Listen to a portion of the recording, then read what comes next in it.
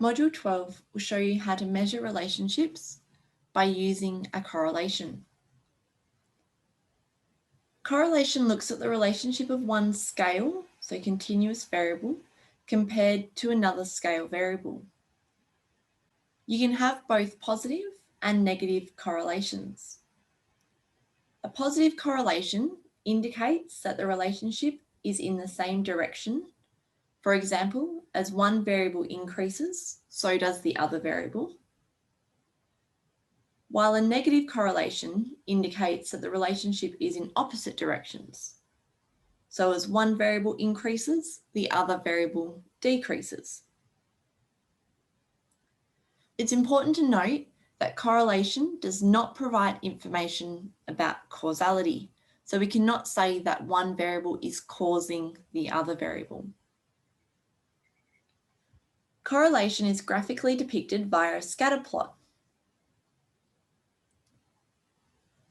And the main difference between both strong and moderate correlations is the spread of variability. So how close are the points clustered? It's good practice to always graph your two variables using a scatter plot to ensure the relationship you are testing is linear. Any nonlinear relationship cannot be tested using a linear test, such as a correlation.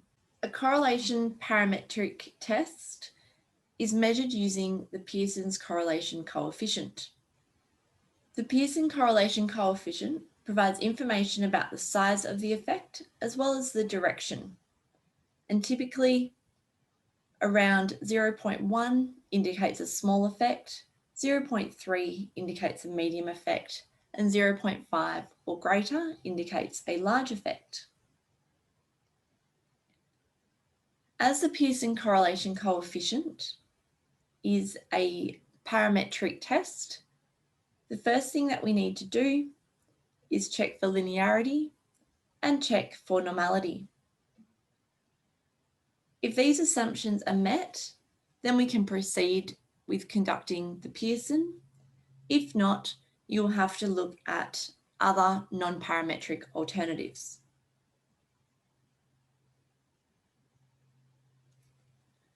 The first thing that we'll do with our data set today is we'll check for normality.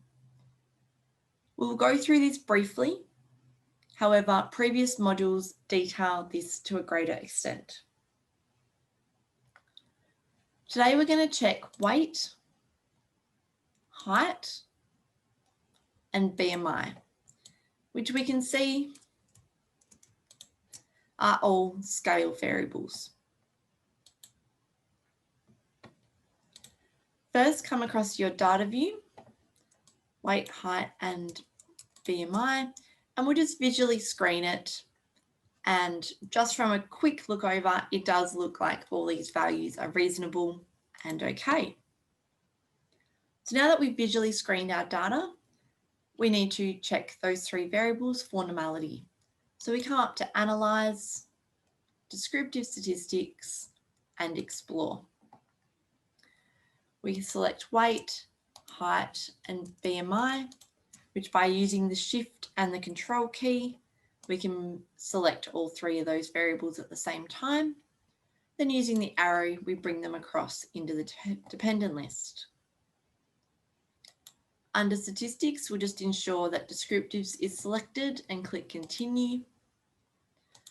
Under Plots, we're going to not have any box plots, but we will have normality plots with tests and the histogram. So we'll deselect the stem and leaf, and then we'll click Continue. Under Options, we'll keep it as excluding cases listwise and click Continue. And under our display section, ensure that both statistics and plots are selected. We then click OK. Our case processing summary indicates that there's a sample of 10 per variable with 0 cases missing. And when we start to screen our descriptives table, you can see that the mean weight is 75 kilos, standard deviation of 15 kilos, and our minimum and maximum look quite reasonable. Our skewness and kurtosis, we can see are kind of near 1, maybe kurtosis is a little bit big.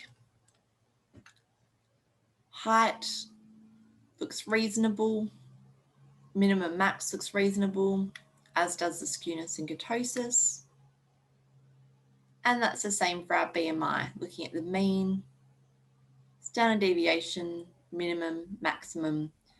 And we can see that the skewness and kurtosis appear quite large for BMI. When we come down to the test of normality table, this kind of confirms what we're thinking, especially with the BMI, skewness and kurtosis. So we use the Shapiro-Wilk test. Our p-value, remember, is this column under sig. And for a variable to be normally distributed, we need it to be greater than 0.05. In this case, weight and height are both greater than 0.05, so we can say they're normally distributed. However, BMI is not. And that would explain why when we have a look at this skewness and kurtosis, they are a lot larger than the value of 1, which is what we want it to be sitting around.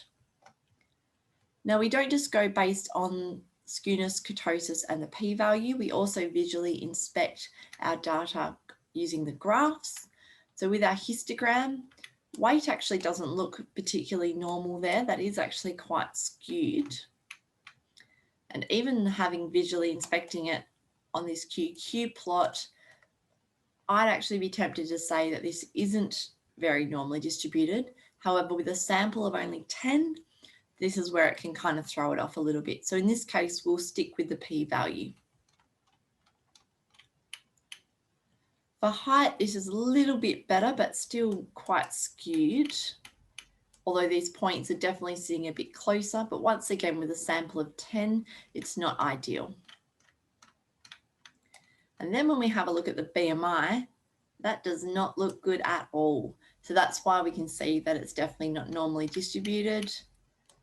And you can see that with the QQ plot as well.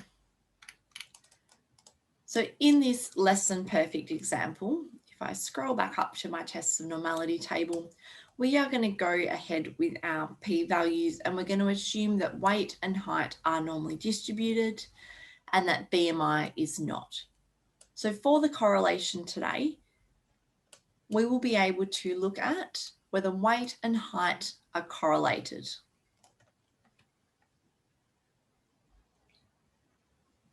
The next thing that we'll do is create a scatter plot between height and weight to investigate whether visually there appears to be a relationship between these two variables. We come up to the Graphs tab, left click, and then select Chart Builder. Just click OK if you get a pop-up. When we have a look at this screen, we have our variables on the top left-hand side. We've got a gallery viewer here in the middle, and down the bottom we have all of our different graphs that are available. If we come down to scatter dot, we've got a whole range of different scatter plots available, and we're just going to choose this first one here, and we left click and we drag it into the preview section. We now need to add weight and height, and we're going to put them on the X and the Y axes. So weight in kilos comes down to the X axis, and height in centimeters we drag across to the Y axis. And don't worry about what you see here. This is just an example using example data. So it's not what yours is actually going to look like. Once we've done this, please click OK. You can see all the syntax here. So the command of building the chart that we've told SPSS. And then underneath, we have our scatter plot of weight against height. So based on this graph, would you actually expect there to be a relationship? Probably not. It does look slightly like there's a positive correlation there. However, looking at how dispersed these points are, I'd say that it's probably unlikely. Because weight and height are both normally distributed, we can now proceed with the Pearson's correlation to let's see if those points are actually correlated. We come up to analyze, and we come down to correlate, and we come across to bivariate.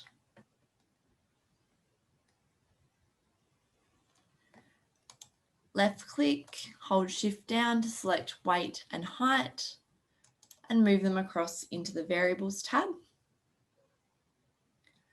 Pearson's is automatically selected, as is two-tailed, and we're asking it to flag any significant correlations. So those default settings are what we want. Under the Options tab, we would like to see the mean and standard deviations. We want to keep the missing values as excluding cases pairwise and click Continue.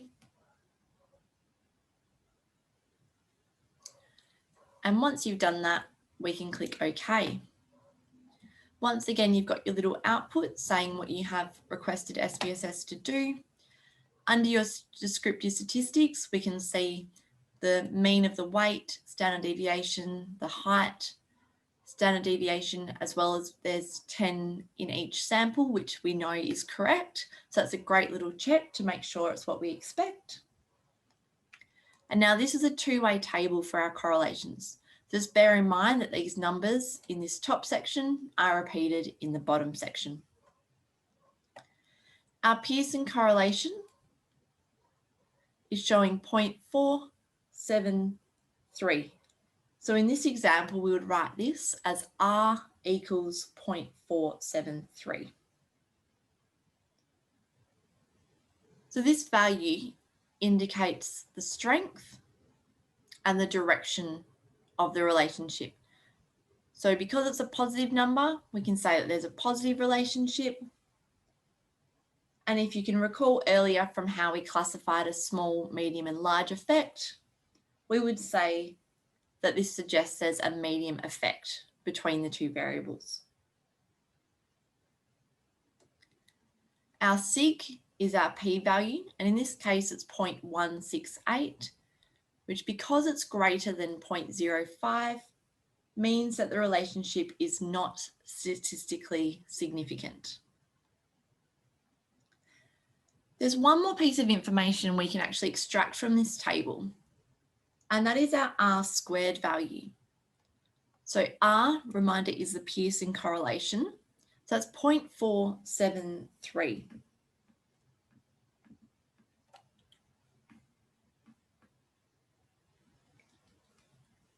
So the coefficient of determination is known as R². And this measures the amount of variability in one variable that is shared by the other variable. And it is literally just squaring this R value. You can also convert it into a percentage, so R² times 100. And this will then explain the percentage of variability that is shared between the two variables.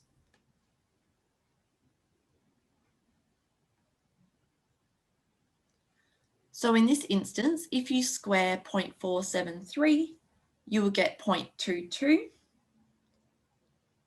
And if you times that by 100, we get 22.4%. So that actually indicates that 22.4% of the variability is explained between height and weight. However, if you minus that from 100, so 100 minus 22.4, you get 77.6. That means 77.6% of the variability is explained by other factors. So the way that we could write these results is that no relationship was found between height and weight, with R equal to 0.473, comma, P is equal to 0.168, with 22.4% of the variability explained between weight and height.